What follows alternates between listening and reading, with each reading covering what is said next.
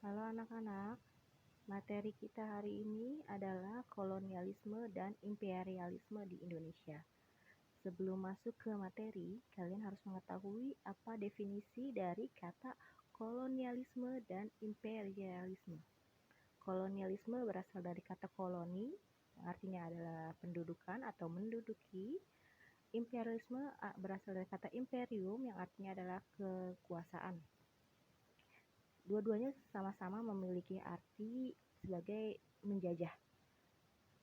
Nah, apa perbedaan menjajah versi kolonialisme dan versi imperialisme? Kalau kolonialisme, mereka menjajah, tapi mereka tidak menjadikan daerah jajahannya sebagai bagian dari negaranya. Artinya mereka hanya mengambil seperti sumber daya alam atau sumber daya manusia, tapi tidak menjadikan manusia-manusia di daerah kolonialisme sebagai bagian dari negaranya. Kalau imperialisme, mereka mengambil sumber daya alam atau sumber daya manusia, tapi mereka memperlakukan daerah jajahan seperti mereka memperlakukan negara mereka sendiri.